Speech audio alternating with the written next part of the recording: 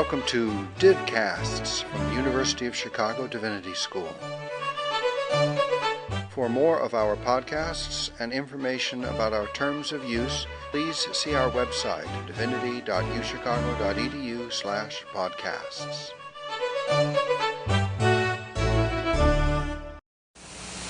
Good afternoon, ladies and gentlemen. I should perhaps first of all introduce myself. My name is Hans Joas.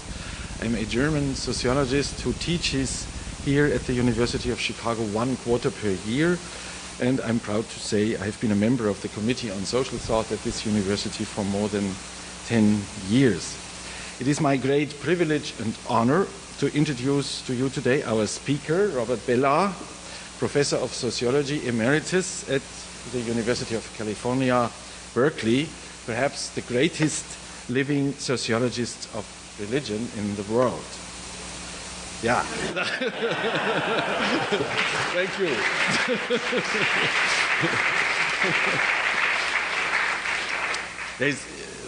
This occasion is a special occasion for several reasons. One is that the opus magnum of Robert Bellah has just been published. It's the book that has the same title as this talk, Religion in Human Evolution. It's a very special occasion because Robert Bellah was here at this university in October 1963, that is 48 years ago, and gave a talk on the topic religious evolution. A talk that was published in the American Sociological Review in 1964 and became one of the most frequently cited pieces in the sociology of religion, also the point of departure for this book, although nobody should assume that the book is nothing but a longer version of this old article. I would like to add that there is at least one person in the audience who attended the lecture in 1963, namely Professor Donald Levine. Maybe there are more. Huh? I don't know. He is sitting here. Yes. Anybody else? No. So let me make... So this was applause for Donald Levine, probably. Now let me make a few remarks on our speaker. It will be a little bit longer than usual because I also consider this a small celebration. Robert Bellah was born in 1927 in Oklahoma, but he grew up in Los Angeles, went to Harvard College in 1945, and after 1.5 years in the Army, received his BA in social anthropology in 1950. His honors thesis on Apache kinship systems was even published as a book by Harvard University Press in 1952. It is item number 1 on the long publication list that is still growing and growing.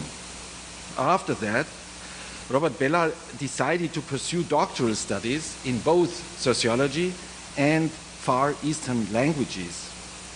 The ambitious aim of his doctoral project was to study Japan, a case that Max Weber had omitted, in Weber's spirit, in a way that was deeply influenced by Weber's comparative studies of the world religions. His dissertation, written under the supervision of Talcott Parsons, came out as a book in 1957. Its title is Tokugawa Religion.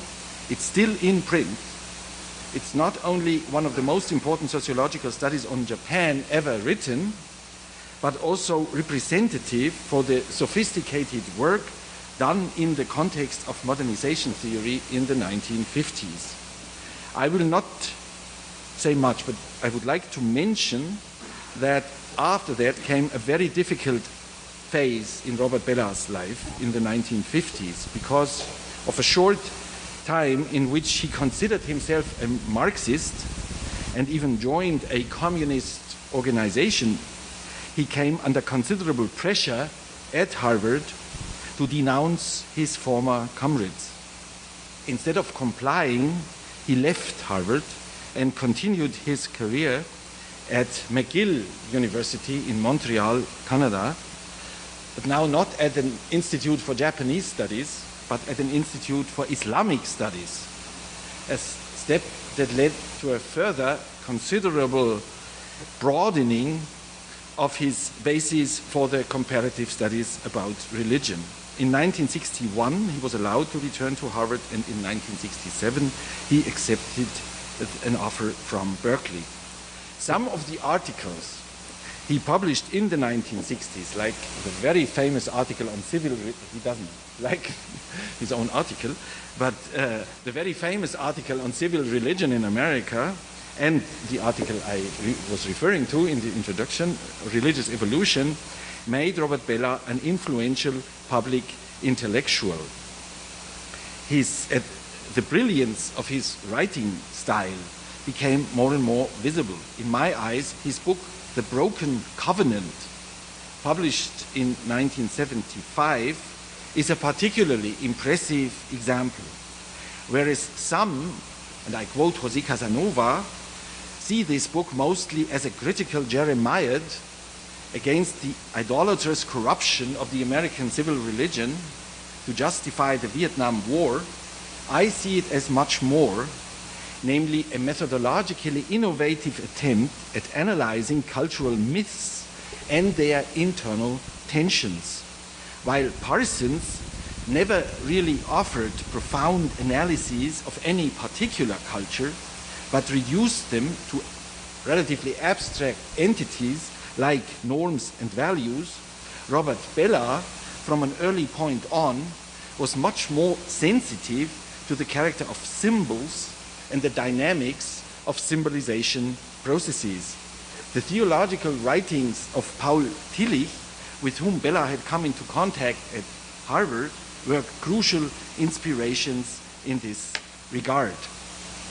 Bellah thus developed the fundamentals of an analysis of mythical structures, whereby myths are not treated as unitary, but as complex and richly textured structures with many inner tensions.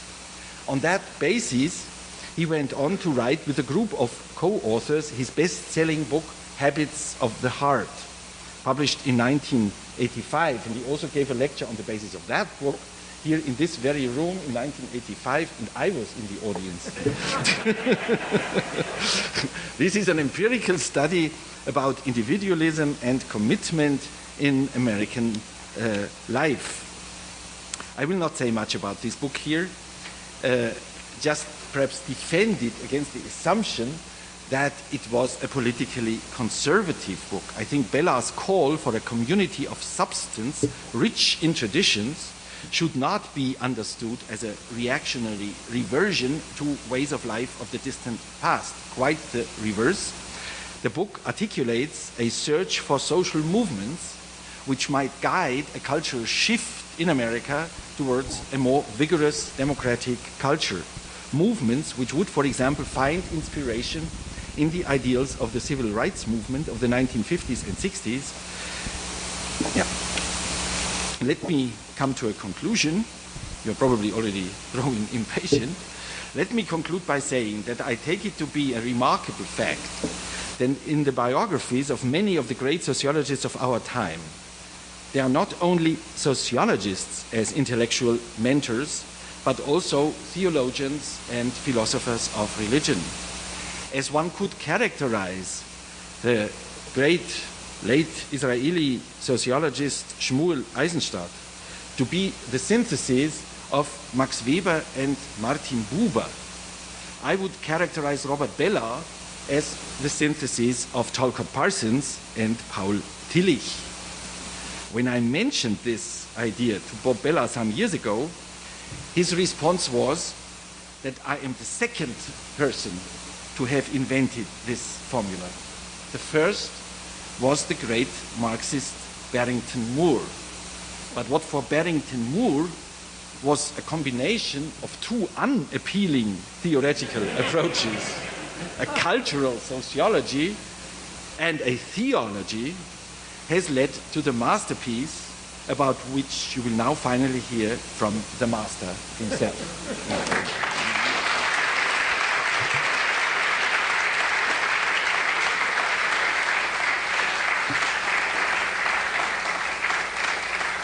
Well, Hans, that was too much, but was very kind, and reminds me of too many things in the past. among other things, one of the reasons I don't like civil religion in America is because so many people think it's the only thing I ever wrote. Is this microphone working all right? Can you hear me? Okay. And then I see University of Chicago Divinity School. And that rings another bell because my first appointment at Harvard was 1/4 time in the Harvard Divinity School. There had been a new Center for the Study of World Religions established, and they took me 1/4 time. Being divided into quarters, I was glad when I finally gave that up, although I enjoyed my time in the divinity faculty. All right, let me finally begin. And for those of you who have read the book, whom I imagine is a fairly small part of the audience, you will get things that you may know but may not have seen them together quite like this.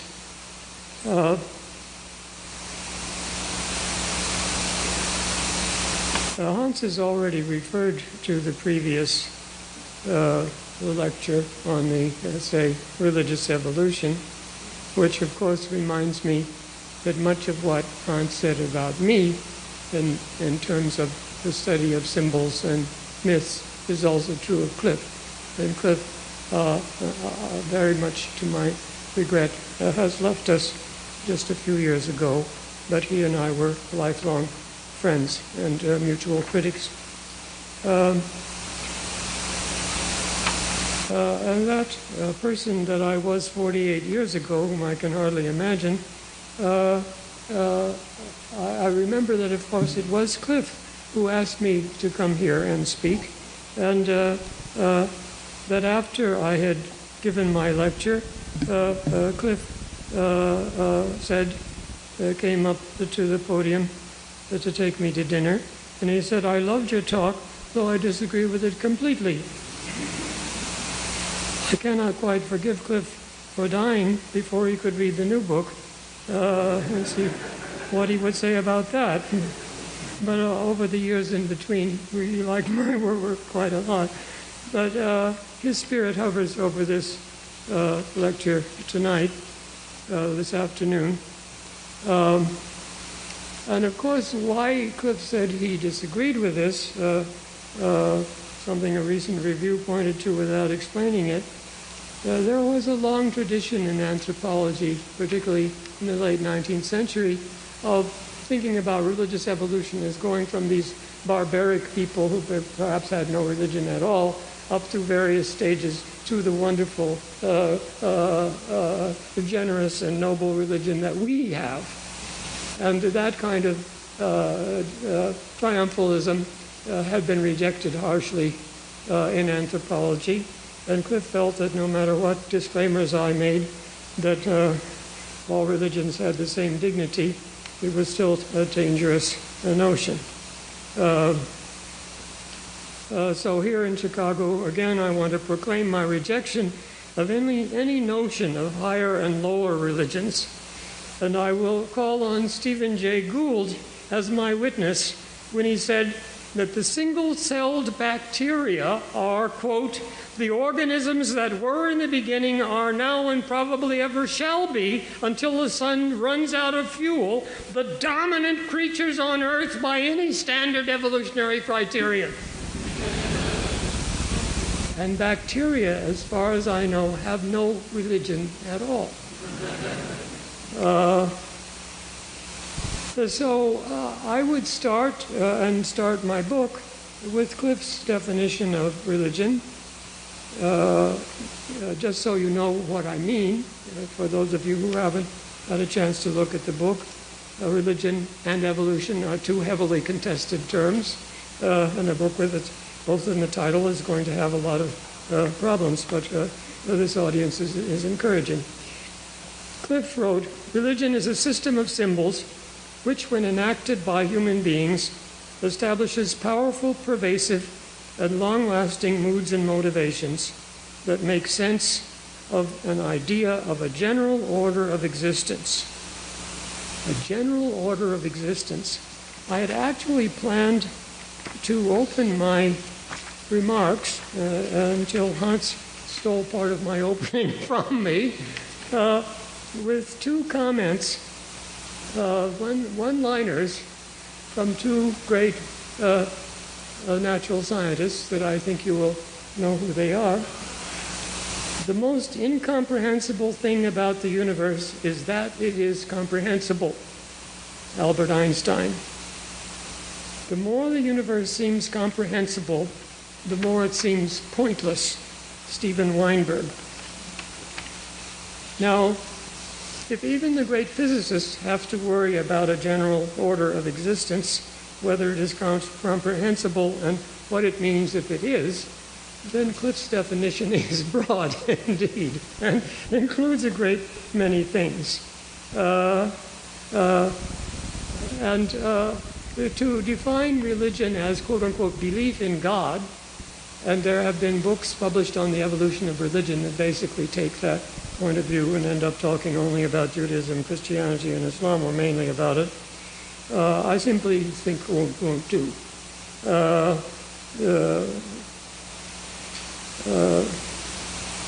It is true that followers of belief in God and a monotheistic, although that term is very problematic and not in the Bible, God are perhaps the majority of the human race right now.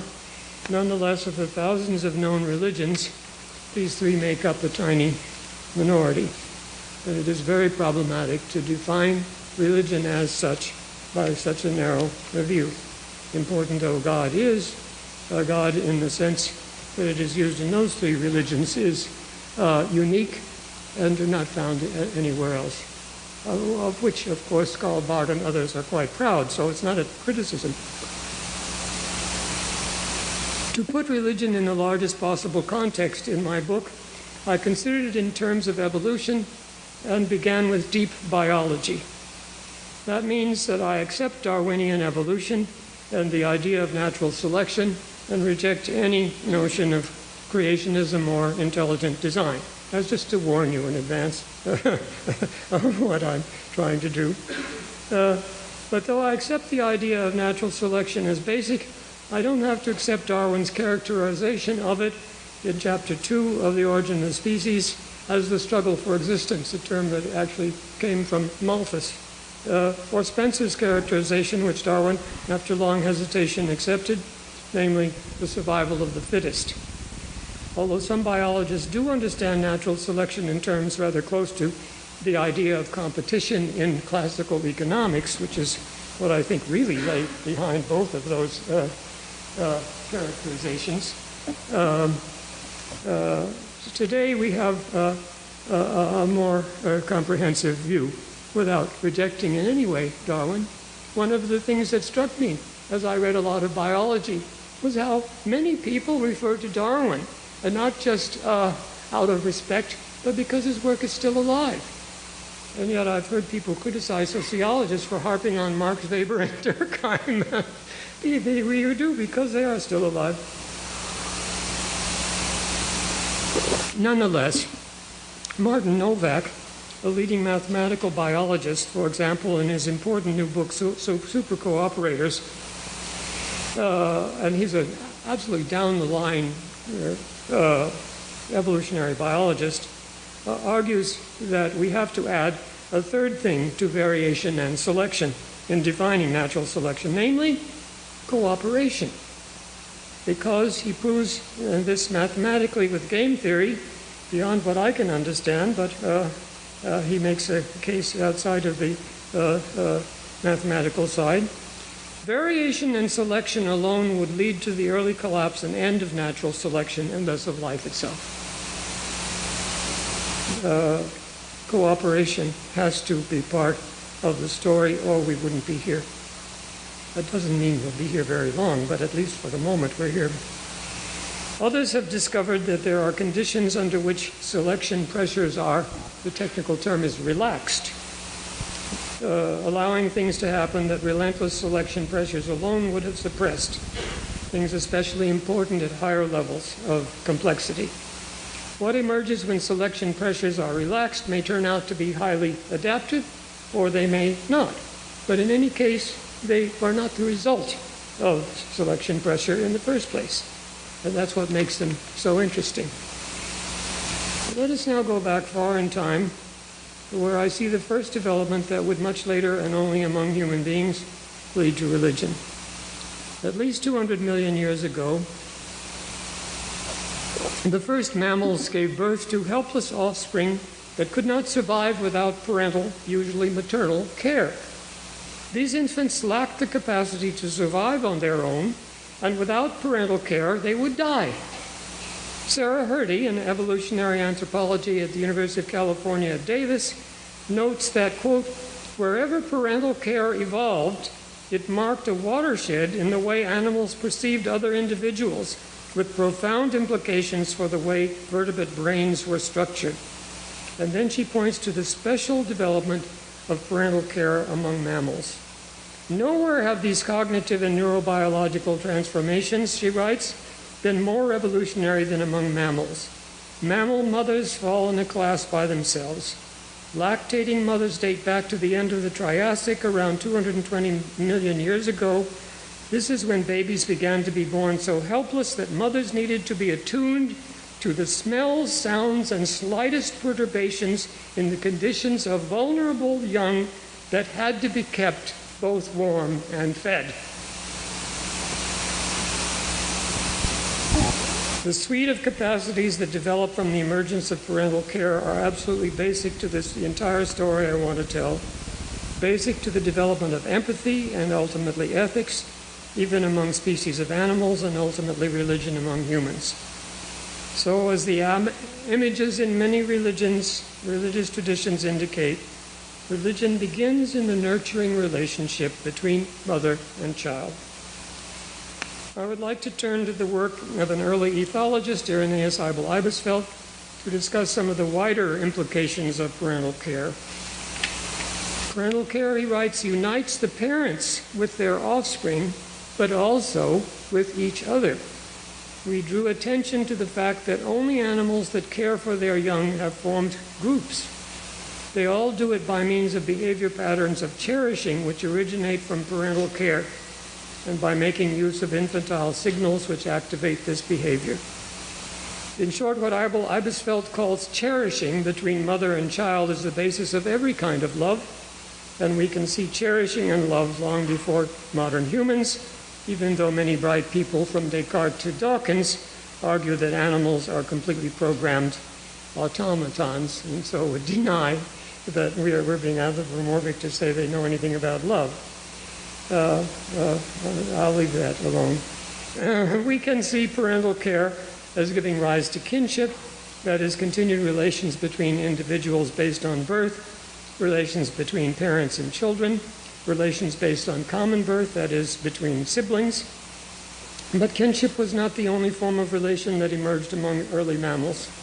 Groups too large to be organized by kinship alone required something else, and the something else that arose most commonly among social animals was dominance hierarchies, very evident in monkeys and apes, and in our closest relatives, the chimpanzees. Dominance hierarchies consist of an alpha male and perhaps a couple of allies who require submission to all other group members, and who try, inevitably, never wholly successfully, to monopolize the breeding rights to the females of the group. Dominance hierarchies are usually explained by the attempt of strong males to ensure the propagation of their own genes at the expense of other males, and so provide an example of natural selection at the individual level. But that isn't all dominance hierarchies do. Frans de Waal, a leading primatologist, writes, not surprisingly, formalized hierarchies are best developed in the most cooperative species. The harmony demonstrated to the outside world by a howling pack of wolves or a hooting and drumming community of chimpanzees is predicated on rank differentiation within. Wolves rely on each other during the hunt, and chimpanzees, at least the males, who are by far the most hierarchical sex, count on the other members for defense against hostile neighbors. The hierarchy regulates internal competition to the point of making a united front possible. I'm really trying to make the point that these two fundamental dispositions, I call them, because I think they are biologically based, but not instinctive in the sense of automatically produced. The disposition to nurture and the disposition to dominate are inevitably intertwined. Mothers, as we know, sometimes have to be quite dominant over their children for the very sake of their children's survival. And in fact, one student of chimpanzee behavior said that the children receive more aggression from their mothers than from any other member of the group. Aggression that often saves them from doing something that will get themselves killed. And on the other hand, dominance hierarchies have an element of nurturance that we overlook if we only emphasize the individualistic results. So these are two basic features of life that we share. God knows we share, but which we can not necessarily take for granted, but have to think about how they are to be understood and applied. Besides kinship and dominance hierarchies, however, we find a third thing among mammals. And this third thing is very important for understanding religion. And this is play. Play is found particularly in animals that have extended periods of parental care in which the young are protected from the immediate selection pressures of foraging, thinking about predators, and procreating. Play occurs in what the ethologist Gordon Burkhardt calls a relaxed field. Relaxed in the sense that selection pressures are minimal.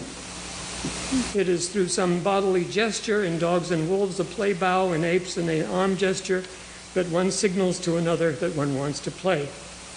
Play is already among these pre-linguistic animals, pretend play. It takes the form of pretend chasing or pretend fighting. But if one really bites, the game is over. In short, there is a notion of fair play. And when one does something that is no fair, playing is over. The play requires at least the rudimentary capacity to take the role of the other, and so is incipiently ethical. And to quote two students of animal play, Mark Beckhoff and Jessica Pierce, we want to stress that social play is firmly based on a foundation of fairness. Play only occurs if, for the time they are playing, individuals have no other agenda but to play. They put aside or neutralize any inequalities in physical size and social rank. As we will see, large and small animals can play together, and high-ranking and low-ranking individuals can play together, but not if one of them takes advantage of its superior strength or status. After all is said and done, it may turn out that play is a unique category of behavior in that asymmetries are moderated more so than in other social contexts. Animals really work at reducing inequalities in size, strength, and social status. Play is perhaps uniquely egalitarian, and if we define justice as a set of social rules and expectations that neutralize differences among individuals in an effort to maintain group harmony, then that's exactly what we find when they play. So we have nurturance, dominance, and play. And play is the first time we find genuine egalitarianism. One aspect of this theory is that the longer the period of parental care, the more likely the offspring will have the energy and the intelligence to actually play and develop a set of capacities that can begin with play as an end in itself, but then have what Burkhardt calls the secondary capacities. Play is often explained as training for the real world, chasing and play fighting, because they ultimately will chase and really will fight, even though they're not in play, they're only pretending to. And then there is the possibility of even tertiary play, which I'll hold for a minute. But then there's another thing we need to think, because although we have something that could be called alpha males among human beings, they're not really like the bonobos, who we manage somehow to prevent at least most males from doing that. Franz de Waal summarized the main differences between us and the chimpanzees, who are our closest relatives, of three main characteristics of human society: male bonding, female bonding, and the nuclear family. We share the first with chimpanzees, the second with bonobos, and the third with neither. Our species has been adapted for millions of years to a social order revolving around reproductive units, the proverbial cornerstone of society, for which no parallel exists in either chimpanzee species.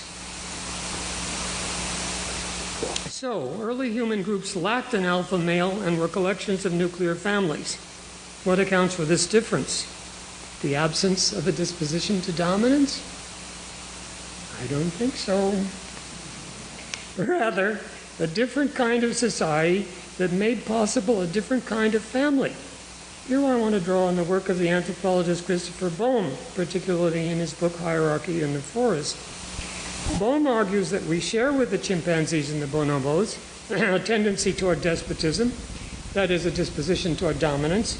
But Bohm asks if we are a species with despotic tendencies, that is, a strong disposition to dominate whenever possible, how is it that the simplest known societies, namely the nomadic hunter-gatherers, are uniformly egalitarian and probably have been so for thousands, if not millions of years? Bohm's answer is not that hunter-gatherers lack dominance hierarchies, but that they have what he calls reverse dominance hierarchies. That is, the adult males in the society form a general coalition to prevent any one of their number, alone or with a few allies, from dominating the others. Male egalitarianism is not necessarily extended to females. The degree to which females are subject to male despotism varies, even among hunter-gatherers, though it tends to be less there than in most other kinds of societies. But what the reverse dominance hierarchy prevents is the monopolization of females by dominant males, and what it therefore makes possible is the family as we know it, based on relatively stable cross-gender pair bonding and mutual nurturance of children by parents, precisely what is missing in our closest primate relatives. Bohm insists that human egalitarianism does not come easily, that it is not the absence of a disposition to dominate. Rather, it requires hard, sometimes aggressive work to keep potential upstarts from dominating the rest. There are always going to be people who want to be dominant alpha males. They have to be handled somehow. The hunter-gatherer band is not then the family enlarged, rather it is the precondition for the family as we know it.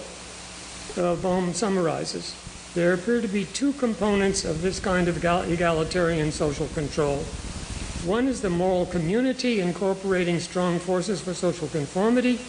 The other ingredient is the deliberate use of social sanctioning to enforce political equality among fully adult males.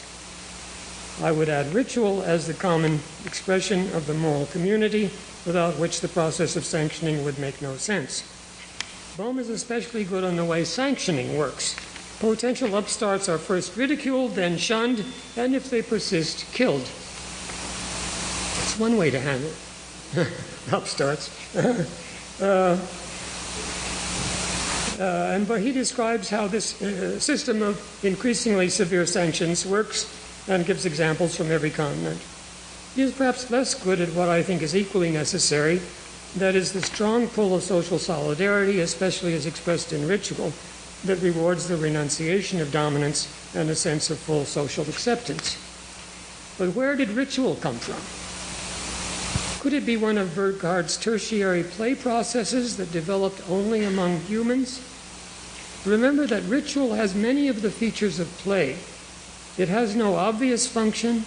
It is an end in itself. It enacts events, but symbolically as in pretend play, and it takes place in a relaxed field where hunger, predators, and procreation are kept at bay. For example, in the perpetually warring Greek states, during the great festivals, such as the Olympic festival to Zeus, of which the games were only a part, a universal truth was proclaimed. Relaxed field. Well, it wasn't so easy for the Greeks to do. Perhaps it is only among humans that these tertiary play processes have exfoliated so extravagantly that ritual is one, but only one, of a number of things which developed out of them. The society engaged in mimetic ritual without language would seem to be an almost pure case of Durkheim's elementary forms, for the bodies of those engaged in the ritual cannot represent much beyond themselves and the society which they comprise. Possibly the elation and euphoria that ritual creates might point beyond society, but if so, inarticulately to say the least. Since for Durkheim collective effervescence is an expression of society, here we would seem to have the pure case, society enacting itself. Still, can we say that society creates the ritual, or do we have to say that the ritual creates society? Mimetic ritual would seem to be constitutive of the very society it makes possible. So far, I've been talking about three aspects of complex mammalian societies, including humans, aspects that never go away and are still very present among us: kinship, dominance hierarchies, and play. Though among humans, play has exfoliated into all realms of culture, beginning with ritual, as Johann Huizinga in his great book, Homo Ludens, I hope some of you will read it. It's written in 1938, but remains as timely as ever, pointed out. He thought play was the origin of all culture. However complex animals play,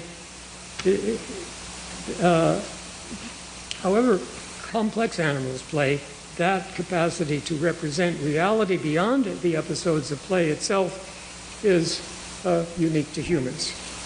What Merlin Donald, whom I've relied on for his evolutionary psychology, calls episodic culture. What is cultural about episodic culture is that individuals learn from the experience of previous events what kind of event they are facing, how the elements in it are situated so that an appropriate response is possible.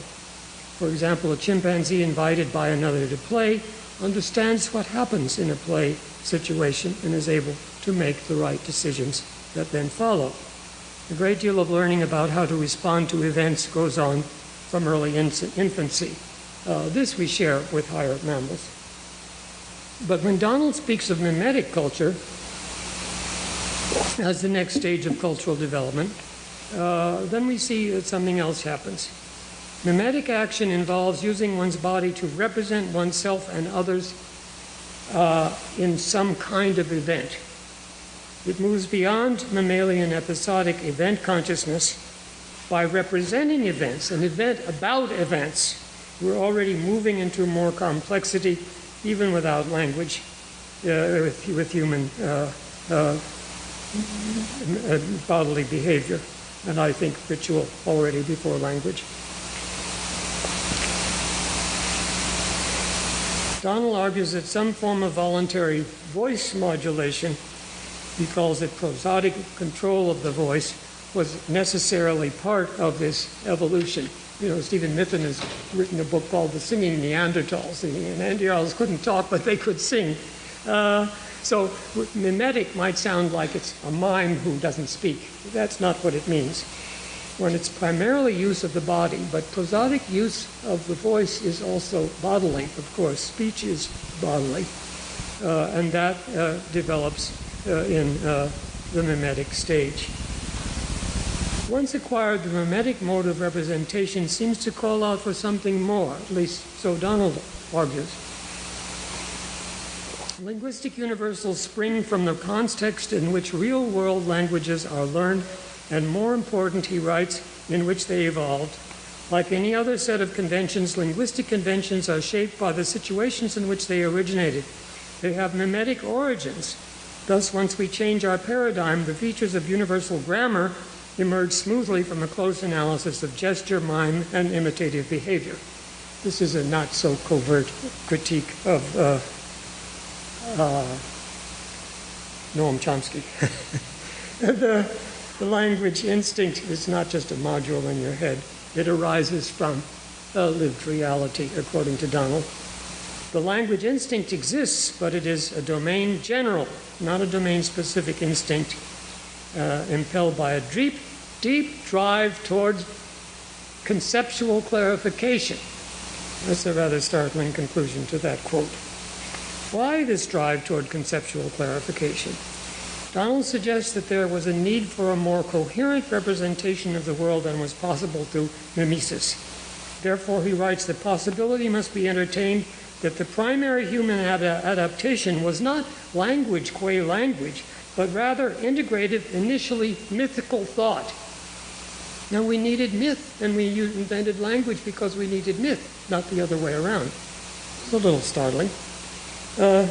Myth is a profoundly ambiguous word, so I'll tell you how Donald defines it.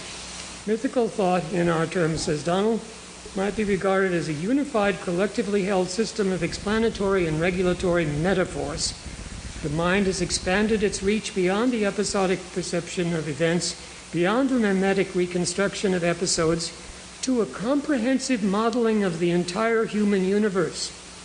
Causal explanation, prediction, control, myth constitutes an attempt at all three, and every aspect of life is permeated by myth.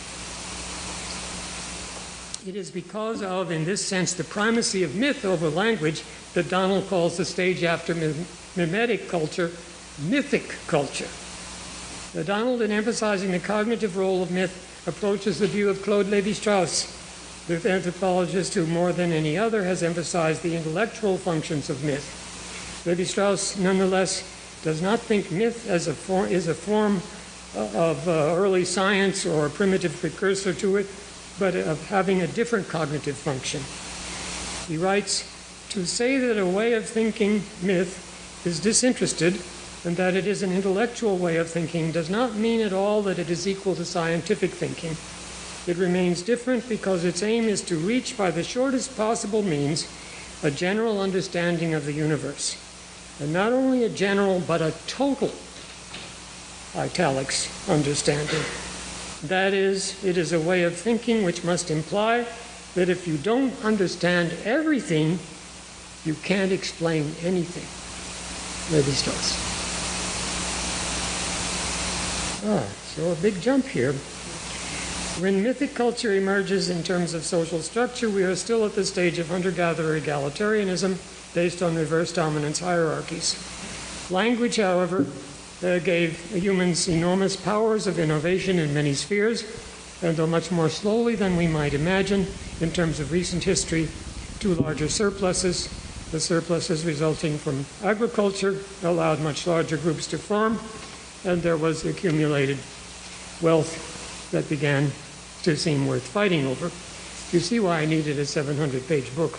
So getting it all in 40 minutes is a little hard.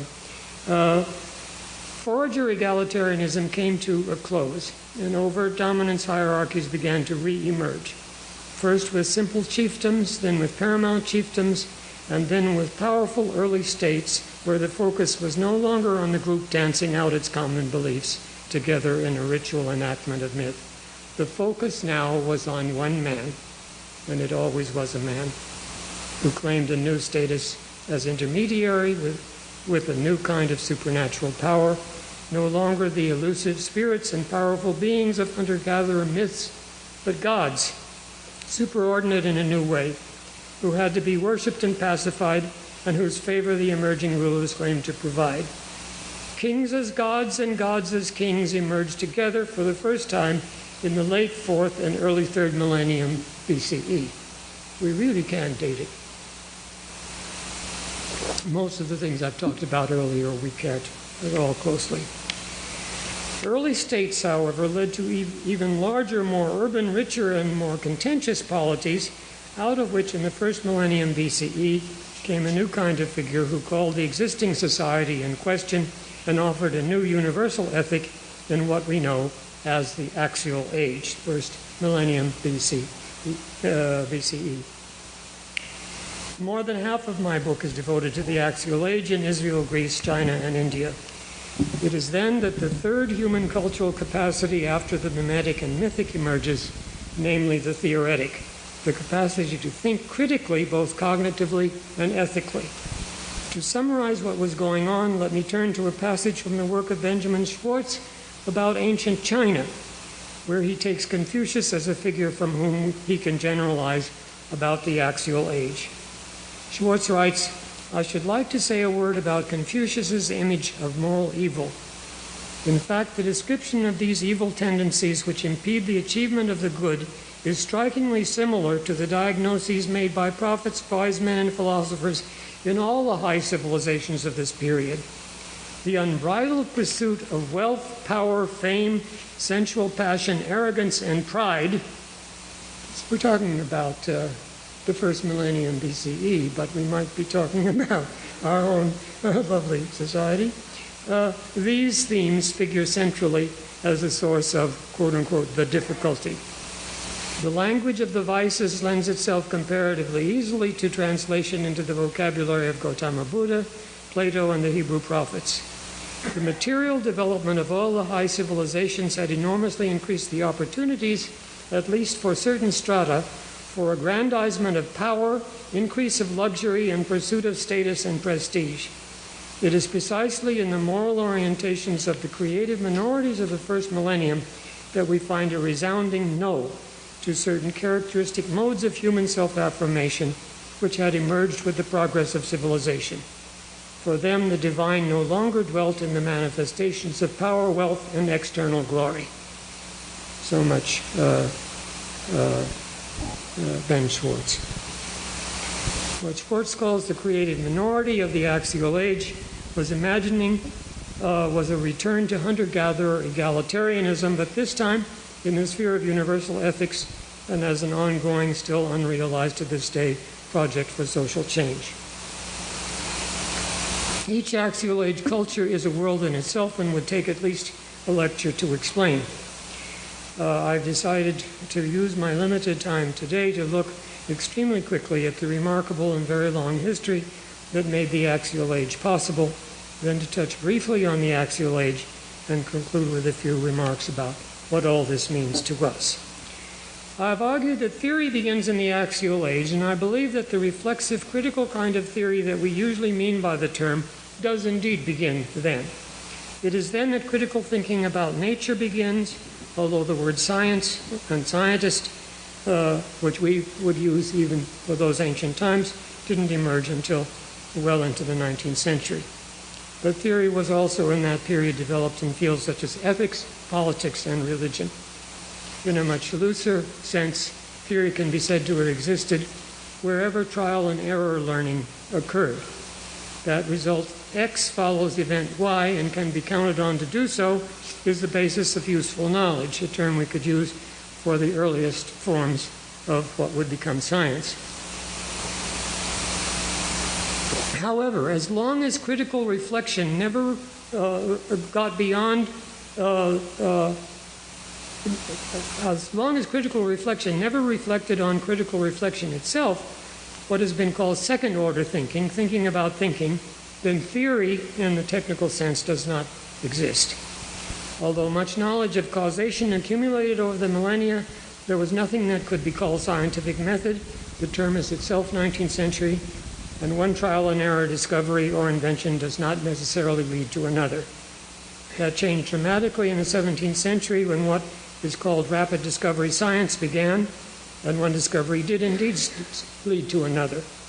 These discoveries, however, were only gradually translated into technological invention toward the end of the 18th century, when the scientific revolution was followed by the industrial revolution, at first only in England, but after 1850 in parts of Western Europe and Japan, accelerating rapidly ever since. Think of how long we have had telephones. Even when I was a child, old as I am, there were telephones.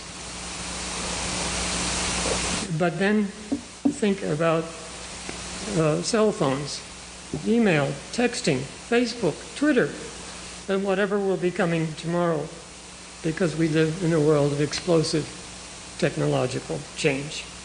This is so dramatically different from anything before in history, and for those of you who grew up with this already happening, you can't really imagine how strange the world is today. If the word modernity means anything, it has to apply to the 200 years since the Industrial Revolution began, that period when the rate of technological, economic, and social and political change went to levels never before even approached in the whole of human history. Population growth gives some idea of what happened. In 1800, the population in the world is estimated to have been 1 billion. It had taken 300 years to double from 500 million, which it had been in 1500. And most of that was not due to technology, but to the new agricultural products from the New World after the discovery of the New World by Europeans, potatoes in particular, which allowed a population boom. Modest, though, it still took 300 years to double. It took 127 years for it to double again, from 1800 to 1927, which happens to be the year of my birth. The population reached 2 billion. As some of you may know, this month, world population will reach 7 billion. On Halloween, I heard someone say. A mean joke. In other words, in my lifetime, it has grown 3.5 times. It is a tribute to the enormous growth of our social infrastructure that 7 billion people could even survive today. Before 1800, that would have been literally impossible. Mr. Malthus would have had his way. Many people would have starved to death. Later billions would never have been born. That we can support our present population, even though something like a third of it lives in the most extreme poverty, is a tribute to our social advances. Yet the great advances of modernity have been accompanied by equally great catastrophes and with unresolved problems that loom menacingly not so far ahead. So here we are, more than a little amazed at how recently the world we live in has appeared, and more than a little dismayed by our prospects. What I'm trying to do in my next book is to put all this in perspective, to remember that we are part of an amazing experiment, that is life itself. We can't even be sure we aren't the only place in the universe where that happened, but one that, due to its own folly, might come to a sudden and early end, with perhaps the exception of Gould's beloved bacteria. We have developed some amazing cultural capacities, as Merlin Donald puts it.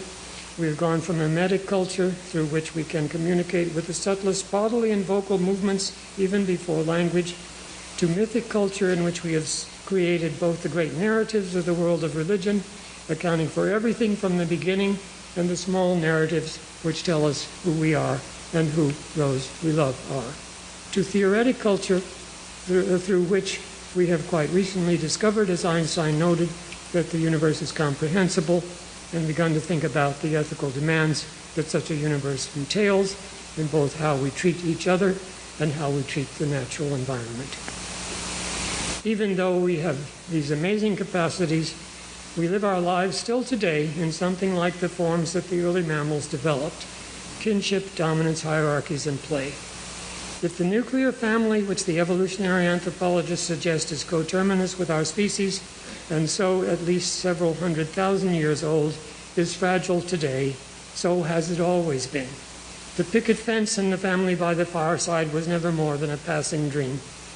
Yet parents have raised children, siblings have fought each other and come to each other's defense, and today we are expanding our understanding of the nuclear family to one that can include same-sex parents, which appears to me to suggest its vitality, not its doom. In a world of 7 billion people, there are and will always be a variety of dominance hierarchies, yet some immensely better than others, and the ideal of the axial age, a society that will still have rulers, but rulers under law, where everyone will be treated with equal respect, is still a goal worth fighting for. And finally, play. If you love your work, even work is play. And that's one of the great things about being a professor, I'm sorry to say. It really is play. Not every minute, but mostly. The exfoliation of human curiosity into every corner of the universe and human culture brings us a knowledge that can be saving if we know how to use it. A knowledge even a few decades ago that would be unimaginable. Before we start dreaming of hybrid creatures that are part human and part computer, it would be well to think more clearly about what we have attained over the last 4 billion years and what we want to do with it. Since I have used Confucius before to lead into a discussion of the dark side of axial age society, one that presages much of the dark side of our own, let me turn to the Analects of Confucius for one example of how our most basic humanity can lead us to think of a better alternative than the one we have now. Sima Yu was grieving. All men have brothers. I alone have none, he said. Zixia, this is not Confucius, but his chief disciple, who carried on after he died. Zixia said, I have heard this. Life and death are decreed by fate. Riches and honors are allotted by heaven. Could a virtuous person, in Chinese a junzi, since a virtuous person, junzi, behaves with reverence and diligence, treating people with deference and courtesy, all these are key Confucian terms, all within the 4 C's are his brothers. All within the 4 C's are his brothers. How could a virtuous person ever complain that he has no brothers? Thank you.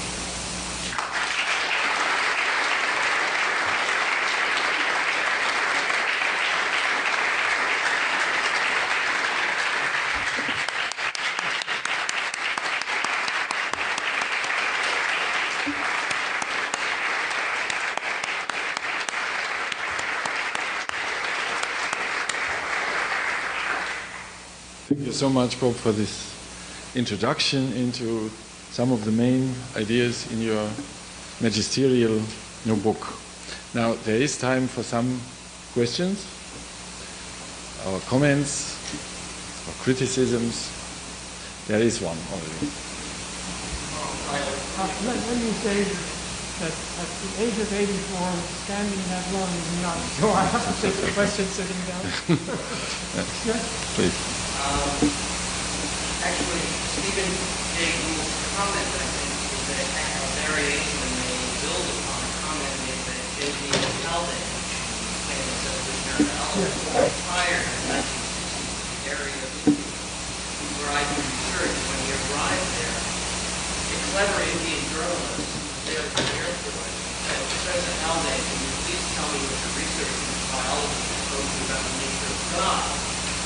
And Haldane apparently said without hesitation, it's quite clear to me that God is an insect, and by which he meant reproductively successful, flourishing, life to be around for the whole time. But he, at least, was addressing the God and it struck me that your talk, while it was very rich on discussions of social evolution, had almost nothing to say about religion.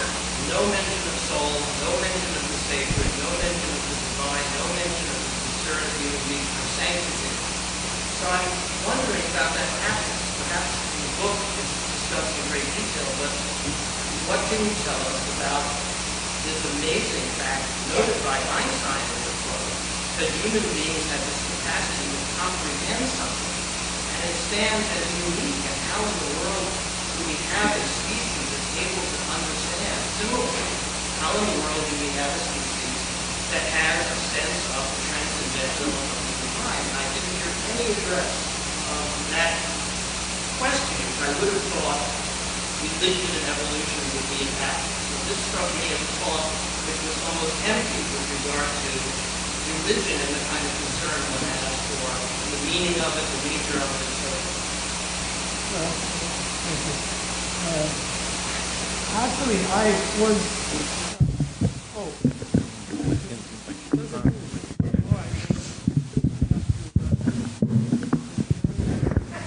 good. Yeah, now you can hear me.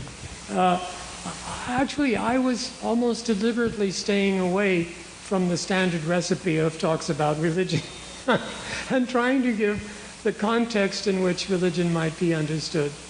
There are 2 key moments where I did do something of what you asked for. I can't overemphasize the importance of ritual. Understanding the evolutionary roots of ritual and the centrality of ritual for human life and for human ethics, it seems to me, is very much in the area that you discuss, particularly in a culture which doesn't particularly like ritual. Even the idea is often pejorative. I saw recently a qualitative study that something like 40% of young Catholics don't know what the real presence is. Well, if you don't know that, what meaning does the Eucharist have? What can it possibly mean? Anyway, we live in a culture that does not really understand why ritual is so important and so central, and not just historically, but even at the moment. And we have lots of rituals we don't recognize as rituals. They are political, they are sports, they are other spheres. And they do the job of ritual in a quasi-way, but then without the depth.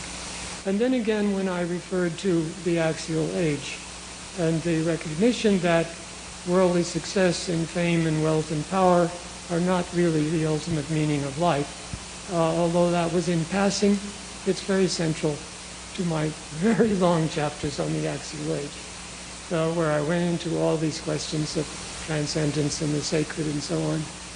But if you pick up an encyclopedia article on religion, you can see all those words.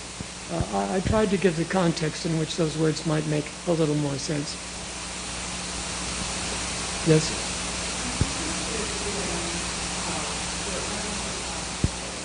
Yes. Yes. Yes.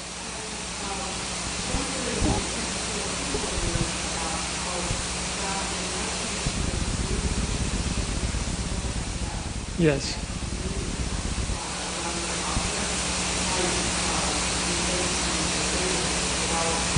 Yes. Yes. Yes. Well, Alison Gopnik, who teaches psychology at Berkeley, has published recently a book called The Philosophical Baby. And it's very much about play. And she makes the point that for many small children, play is preferable to the world of daily life. They would rather play than do anything else. And that partly because everything is possible in play. They can experiment with what we would call alternative realities. And we think, oh, they play while we work. This is childish and this is unimportant. But it's very important. It's very important for the capacity of the child's mind to grow, for such things as imagination to take shape. And that provides, I think, a sense in contemporary children of why religion is rooted in something like that. That religion is about alternative realities. Religion says the world doesn't have to be like it is now. We can imagine something different. We don't have to accept the world of daily life as absolutely given and crushingly real. So there is a deep connection, I think, historically and even in contemporary life between play and religion.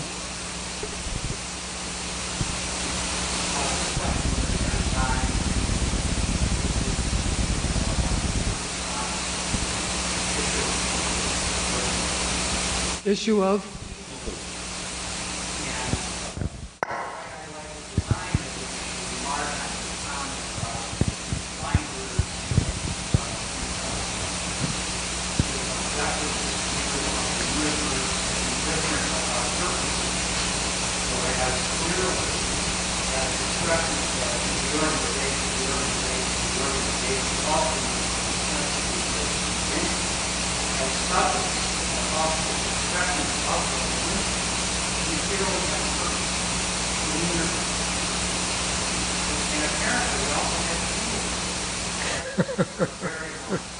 Yes.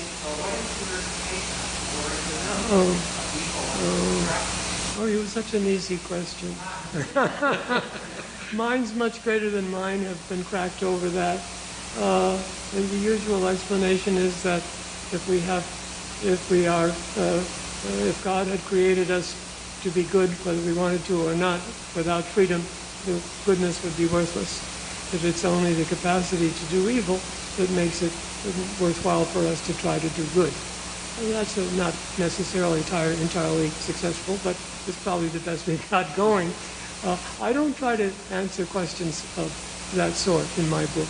I'm trying to talk about the cultural context out of which these things come that makes it intelligible why at a certain point among a certain group something amazing would happen. It isn't a reductionist book.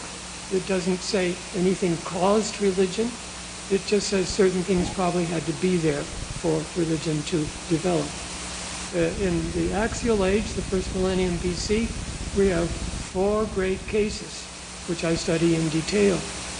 They arise out of similar social circumstances as Ben Schwartz' quote indicates, because there were changes all across the old world that were going on at that period. But the answers are radically different, very different, and don't owe anything to each other. It isn't as though when one started and the others were copied. The great world religions that are rooted in the axial age have radically different premises and arguments. There are, fortunately, some marvelous overlaps between them, as in my all within the 4 C's are brothers quote at the end. But they're not the same. So there is an openness, and the notion of relaxed field gives us a little understanding of something more about how in evolutionary theory itself there's an openness. The kind of drastic determinism of Richard Dawkins is as gloomy as the selfishness of his theory. I think we live in an open universe, and the more we know about it, the more we see that it's an open universe, and that also as human beings with knowledge and will, we can do something about it. And furthermore, we better do it soon. Talking about kinship, dominance, and place, one of the things that emphasize Yes. Yes. But of course, in some sense, the religion of birth and knowledge species change. It's not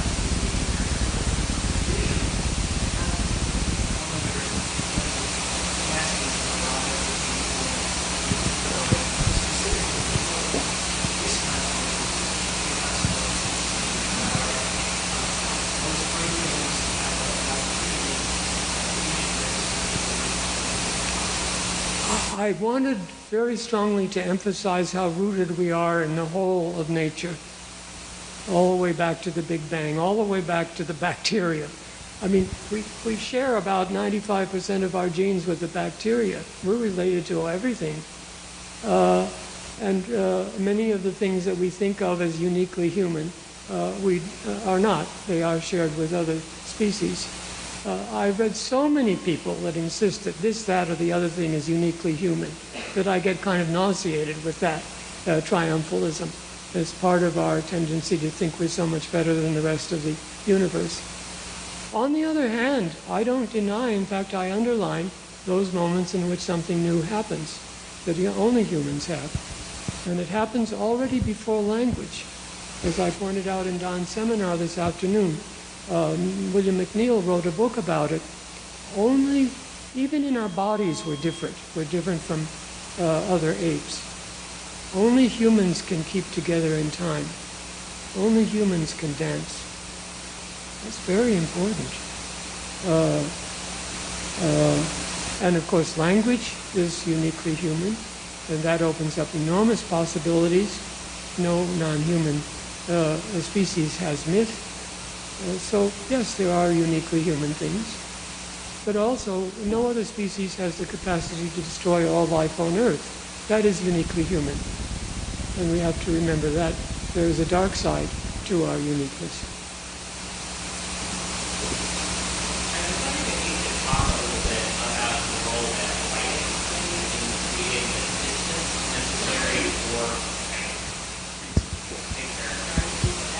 Yes, yes. In particular, the way that oral culture versus written culture allows different experiences. Yes. Culture in the sense that if when I'm listening to you talk about your book, empathy is kind of imposed on me because I experience the narrative with you. Because reading it, Yes. where that experience is underlying the book. Yes, yes. Well, writing is obviously a very important development, and it allows the growth of what Donald would call the external memory, although until relatively recently, writing is fragile. I mean, we've lost most of the plays of Aeschylus, Sophocles, and Euripides, alas. We've lost a lot of things because writing was in ancient days quite fragile. But particularly in scholars of Greece, there was a tendency to think that writing had this dramatic consequence. Eric Havelock, who was teaching at Harvard when I was an undergraduate, made this point. And it obviously made some difference, but the Indian axial age occurred entirely with oral culture. And for centuries after writing was available, oral culture was very, very alive and well. And often, books being very rare and expensive, a teacher would have a text from which usually he in those days, would read and then comment. And the student would, if they had anything like paper, take some notes. But the writing was more of a trot for spoken discourse than it was autonomous. Even after printing, oral culture survived with amazing vitality. Indeed, it's alive and well today.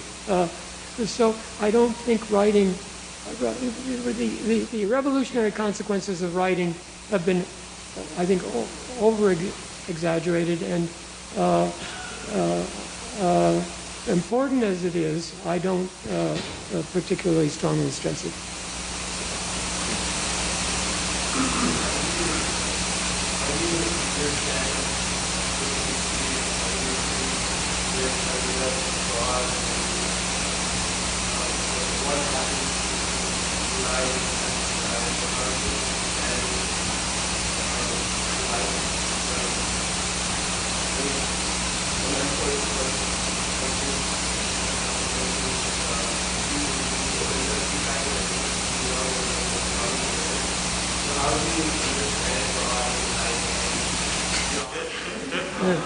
Thank you. Yes. Yeah.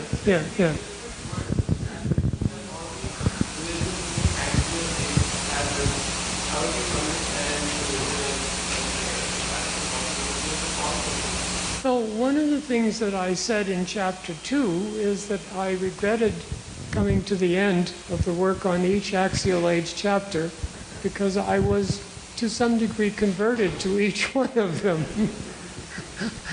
And I wanted to go on spending the rest of my life with India or China or something.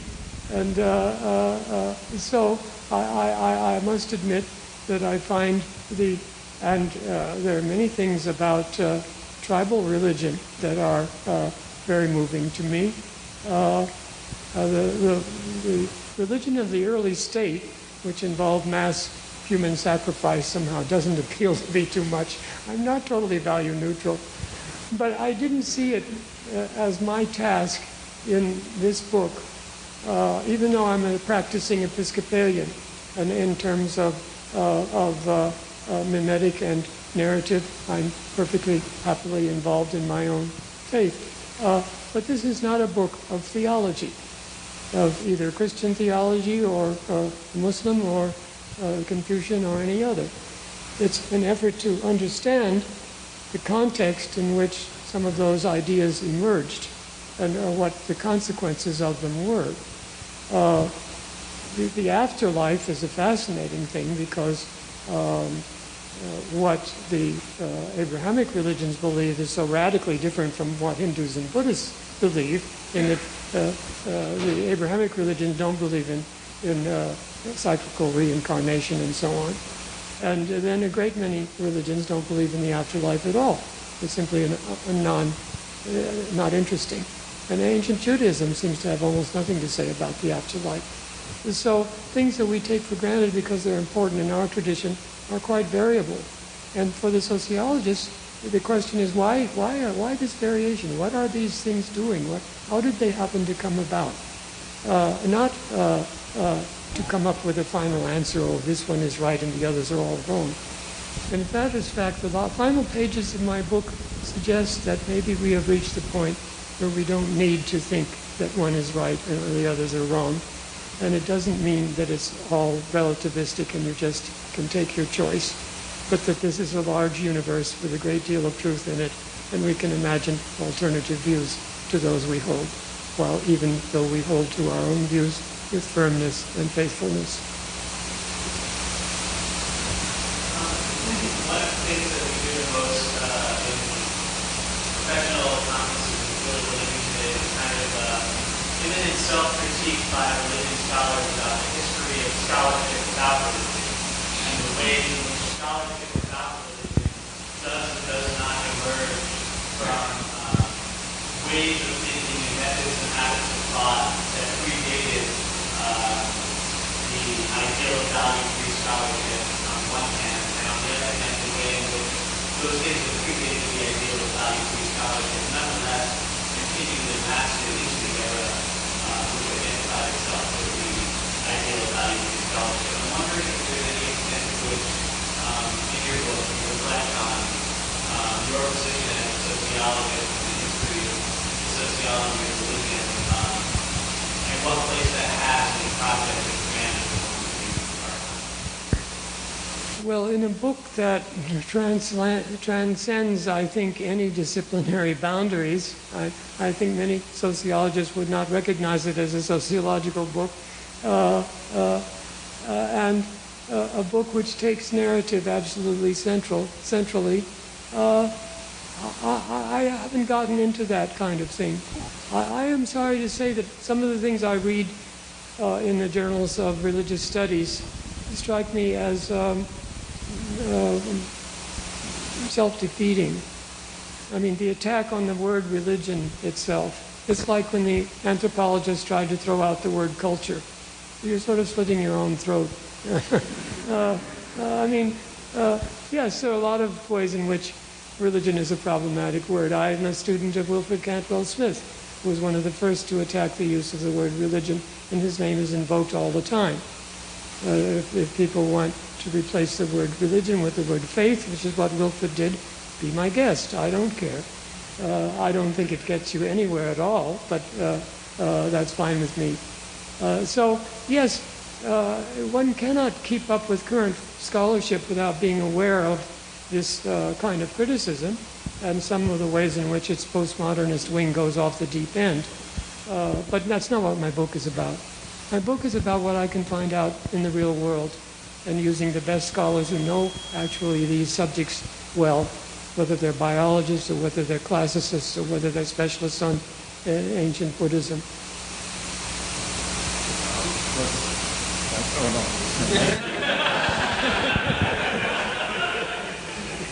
There are many other publications, for example, we have Robert Bellah discussing the dedication of our saviors and the book and the study of the book. It's not necessarily in the book. Yes. You speak about how play religion has value and skills that is beyond its use value or its teaching value. You also spoke about ethical urgency or urgency today. I'm wondering if you'd like to comment just a little bit about the future of fitness and ethic values and culture that seems to be dominated by use, instrumentality, producing. Yeah. Well, of course, that's another small question. I mean, it kind of asks me to make a defense of the humanities and of liberal education. And I certainly do think that thinking the only important thing, the governor of Florida wants to cut all money for humanities and social sciences out of the public universities of Florida. As an example of what you're talking about. because all we need is economics and technology, and whatever science will help technology.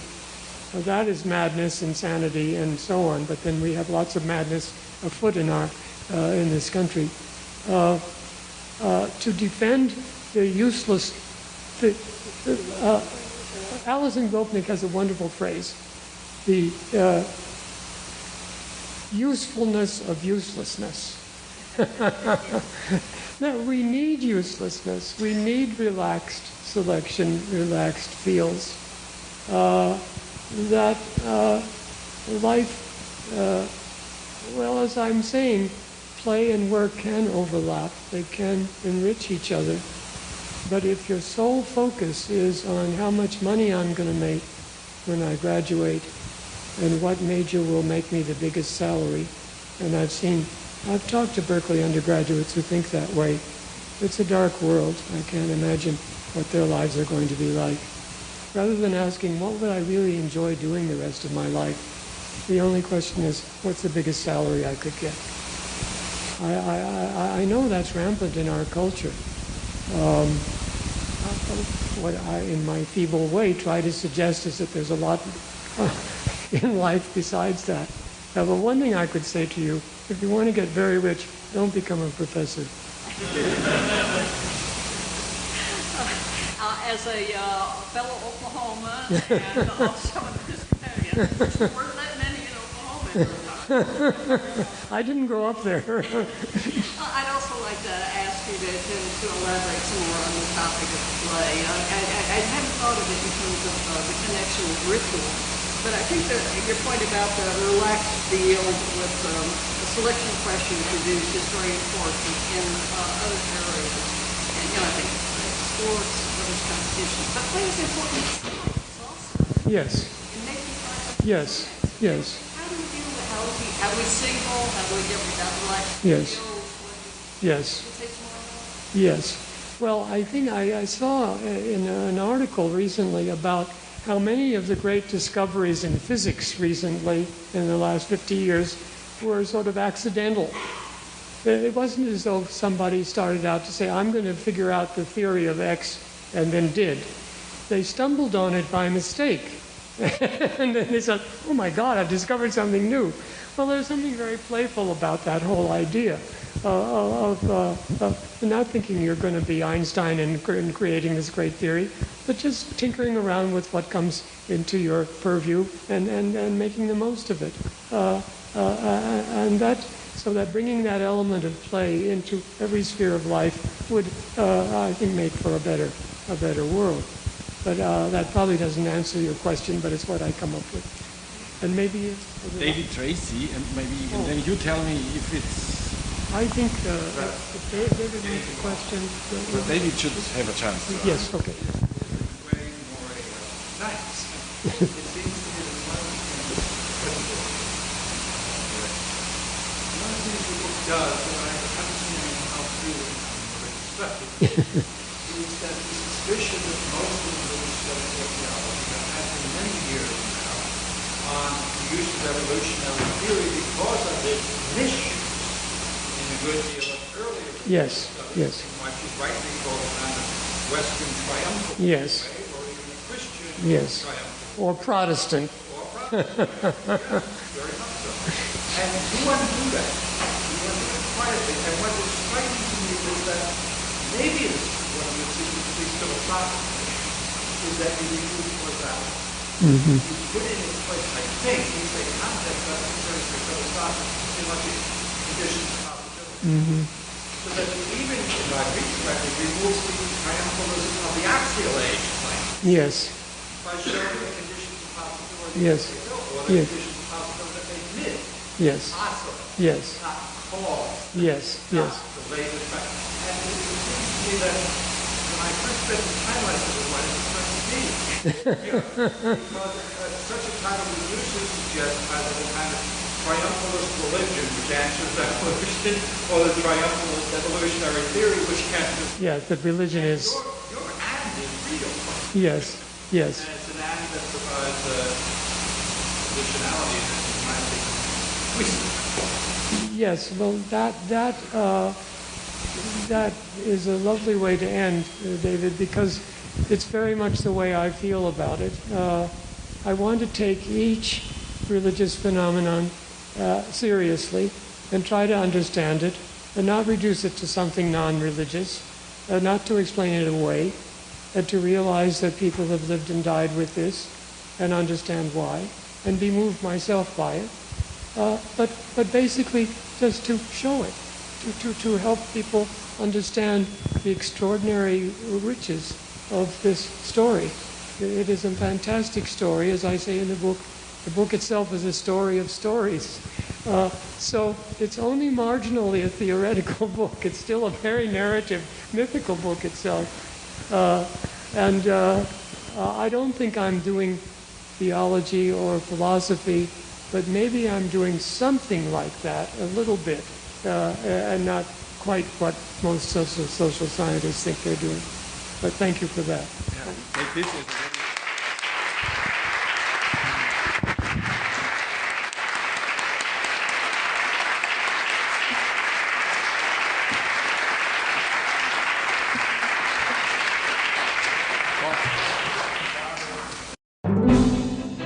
We thank you for listening to or viewing our podcast. For more information and for other podcasts, please see our website, divinity.uchicago.edu/podcasts.